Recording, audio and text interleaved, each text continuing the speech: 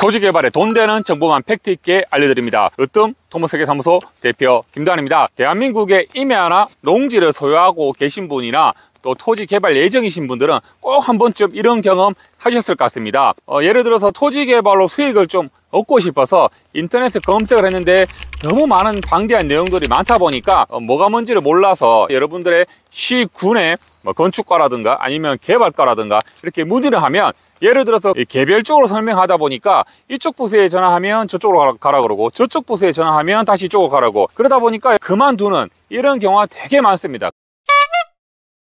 그래서 제가 여러분들이 대한민국에서 토지 개발로 연금 수익 이상 날 수 있도록, 또는 연봉 이상 수익을 낼 수 있도록 정말 중요한 내용만 추려서 말씀을 드리려고 합니다. 오늘 사실 제 영상은 그간의 170개의 영상의 어떤 결론이라고 말씀을 드리면 되지 않을까 싶습니다. 왜냐하면 지목 변경이기 때문입니다. 자, 그러면 우리 지목 변경이 어떻게 중요하고 방법과 비용과 절차에 대해서 말씀을 드리겠습니다.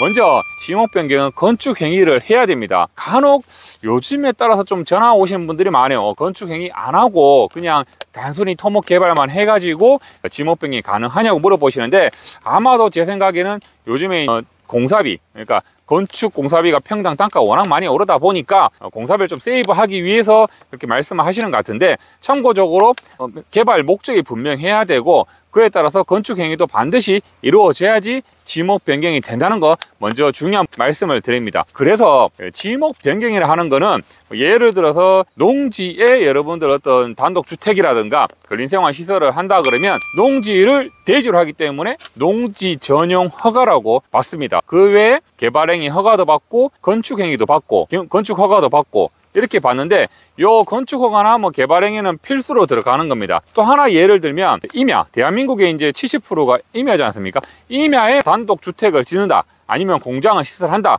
라고 하면 임야를 이제 전용을 하기 때문에 산지 전용 허가를 무조건 받으셔야 되고요. 그에 따라서 이제 개발행위 허가, 또 도로의 진출에 따라 도로점의 허가, 그 다음 건축 허가, 또 국어가 있다 그러면 국어점의 허가, 이렇게 이제 지목에 따라서 허가를 많이 받는데, 이런 영상은 제가 그간의 모든 영상에서 다 설명을 드렸습니다. 그래서 자, 농지 전용에 대해서 좀 디테일하게 알고 싶다 라고 한다면 제 영상을 한번 보시면 되고, 산지 전용이 궁금하다고 하시면 제 영상을 또 찾아보시면 됩니다. 그리고 산지 전용을 받을 때 중요한 핵심 포인트, 예를 들어서 평균 경사도라든가 표고 분석도가 있습니다. 이런 기본적인 거는 여러분들이 특히나 임야를 이렇게 경매라든가 매매하실 때 무조건 보셔야 됩니다. 지목 변경 전에 이거부터 보시면 여러분이 상당히 도움이 되기 때문에 이런 내용을 한번 보시면 될 것 같습니다. 그래서 이런 절차를 갖고, 자, 예를 들어서 우리가 개발 예를 한번 포인트를 드리면, 관광농원의 농지에 인가를 받는다고 가정을 하면 우리가 기본적으로 관광농원 인가 신청을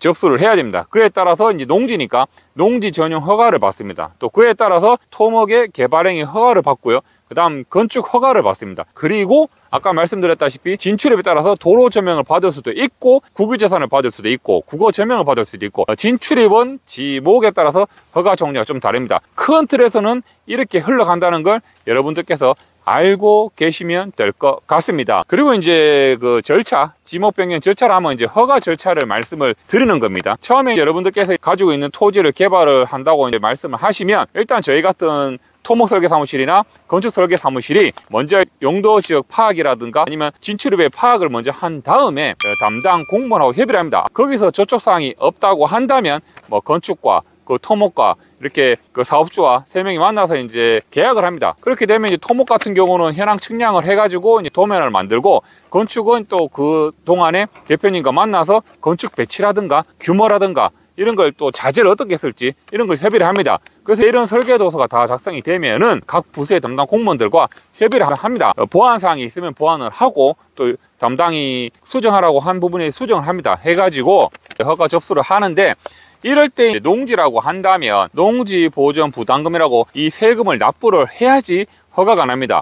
참고로 예전 같은 경우는 농지보전부담금 같은 경우는 이제 농지 전용 허가가 나고 나서 그 비용을 납부를 했는데, 이러다 보니까 사실 농어촌 공사에서 걷어들이는 비용이 너무 저조하다 보니까 지금은 절차 좀 바뀌어가지고 우리가 전용 허가를 받게 되면 농지 보전 부담금은 농지 전용 허가가 나기 전에 먼저 납부를 해야지 허가가 난다는 거, 이 순서가 예전과 앞뒤가 좀 바뀌었습니다. 그래서 이 부분을 좀 알고 계시면 될 것 같습니다. 그리고 임야 같은 경우는 대체산림자원조성비라고 이거를 허가한 다음에 납부를 하셔야 됩니다. 이런 부분이 이제 세금 관계인데, 임야 같은 경우는 아시다시피 보전산지나 준보전 산지가 있습니다. 그래서 크게 두 가지로 나눠지는데, 보전 산지와 준보전 산지에 따라서 우리가 이제 평을 못 쓰죠. 평을 못 씁니다. 1 곱하기 1은 1제곱미터인데 1제곱미터당 이제 보전 산지든 준보전 산지든 대체 산림 자원 조성 비용이 이렇게 딱 정해져 있습니다. 고시를 합니다. 산림청에서 고시를 하기 때문에 산정을 합니다. 농지 보전 부담금이나 대체 산림 자원 조성비 같은 경우는 인터넷에 검색을 해도 아주 상세하게 나와 있습니다. 그래서 그 부분을 참고하시면 될 것 같고, 제 영상에도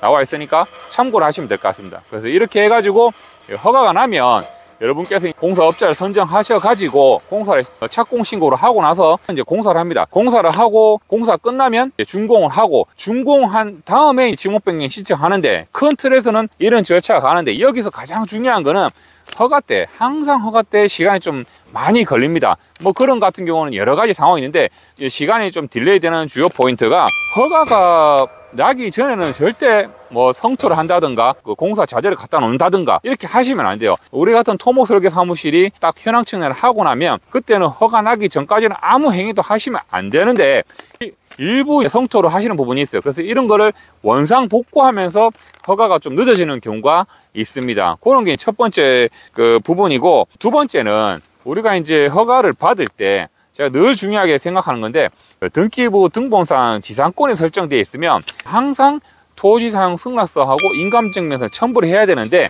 이 부분을 이 사업주분들께서 지상권이 잡힌 건 알고 있지만 실제로 그런 부분을 미리미리 협의를 하면서 이런 말씀을 안 해주셔서 예전 같은 경우에는 이런 승낙서를 받으면서 상당히 좀 기간이 걸렸던 부분도 있어요. 하지만 요즘에는 대부분이 이제 지상권 아니면 근저당이 잡혀 있다 보니, 설정이 되어 있다 보니까 지상권 같은 경우는 사용 승낙서를 좀 빨리 받아 주셔야지 이걸 첨부해서 허가를 받을 수 있다 라는 게 이제 두 번째 그 요지인데, 이 두 번째는 사실은 용역사에서도 먼저 물어는 봅니다. 아, 이거 지상권 걸려 있습니까?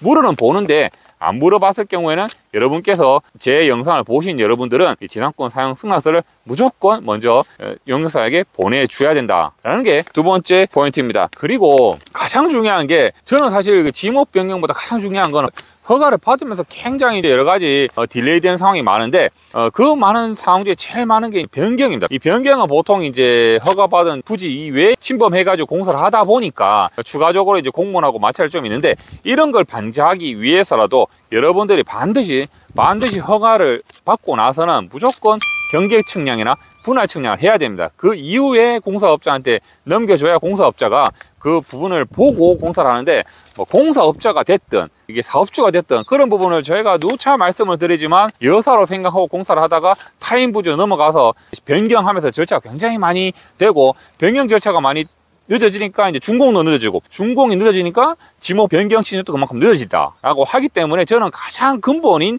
허가사항에 대해서 이렇게 중요한 사항을 말씀을 드리고 있습니다. 우리가 이제 준공까지 모든 게 끝나면 뭐 토목이든 건축이든 준공 필증을 사업주분들께 우편으로 공문이 보내줍니다. 또 건축에서는 건축사가 정리를 해서 건축물 대장이 생성이 되는데, 이 건축물 대장이 생성이 되면 자동으로 지목 변경이 되는 게 절대 아닙니다. 자동으로 되는 게 아니고, 여러분들께서 건축물 대장과 또 지목 변경 신청서를 지참을 하셔가지고 시군에 가서 변경 신청을 하셔야 되는데, 간혹 보면 공문이 가도 불구하고 이 건물이 다 지었고 준공이 다 됐기 때문에 이런 걸 좀 여사로 생각하시고 안 하시는 분들 되게 많아요. 안 하다 보니까 건물이 있는데 항공 사진이 띄워보지 않습니까? 그러면 여전히 뭐 지목이 전이나 답으로 있는 경우도 간혹 있습니다. 하기 때문에 대지로 변경하기 위해서는 반드시 마지막 이 절차를 진행을 해 주셔야 되고, 지목 변경 신청서 같은 경우는 이제 시군에 이제 비치가 되어 있으니까 신청을 해 주셔야 된다는 게 또 중요한 핵심 포인트입니다. 그리고 그 지목 변경 신청을 할 때도 그 공시지가에 따라서 지목 변경 비용이 좀 발생이 되니까 이런 부분은 사전에 여러분들께서 자금 조달 계획을 위해서 반드시 좀 꼼꼼하게 체킹을 해 주셔야 됩니다. 혹시나 그런 내용들이 좀 궁금하다고 하면은 저한테 연락을 주시든 아니면 댓글을 달아주시면 제가 그런 부분에 대해서는 구체적으로 말씀을 드릴 수 있도록 하겠습니다. 그래서 이제 오늘의 모든 내용의 정리는 지목 변경에 포커스를 맞췄지만 그 지목 변경을 하기 위한 앞의 작업들에 대한 중요한 포인트, 그리고 어떻게 하면 빨리 지목 변경을 할 수 있는지에서 구체적으로 실무에서 움직이면서 제가 핵심적으로 말씀을 드렸습니다. 그래서 모르시는 분들은 다시 반복을 좀 들으시면 될 것 같고, 플러스 알파로 말씀드리면 지목 변경 허가 신청을 함에 있어서 가장 중요한 거는 일단 도로와 접해 있어야 되고, 접해 있지 않더라도 뭐 국유지를 통해서 연결이 될 수 있어야 된다는 부분이 가장 중요합니다. 가장 중요하고, 또 하나는 우리나라에는 여러분의 그 토지를 해도 여러분들이 마음대로 개발을 못해요. 그거를 막아놓은 제도가 용도 지역인데, 이 용도 지역의 개념을 무조건 알고 계셔야 됩니다. 그래서 용도 지역에 굉장히 많은데 이 부분도 제가 몇 달 전에 영상을 촬영한 게 있습니다. 그래서 이 두 가지에 대해서 먼저 개념을 정립하시고 제 지목 변경에 대한 걸 들으시면 아마 여러분들은 대한민국의 이 허가 관련 공무원 정도급으로 알 수 있고, 또 충분하게 여러분들 스스로도 뭐 경매라든가 뭐 기타 매매에 있어서 큰 꺼리낌이 없을 것으로 판단이 됩니다. 그래서 토지 개발 궁금한 거는 제 영상에 다 나와 있으니까 한번 보시면 될 것 같습니다. 날씨가 이제 정말 가을로 접어드는데 환절기라 아침 저녁으로 기온이 많이 쌀쌀합니다. 여러분들 감기 조심하시길 바랍니다. 고맙습니다. 아이고 이제 벼도 다 익어가고 참 올해도 한 게 없는데 1년이 다 갔네.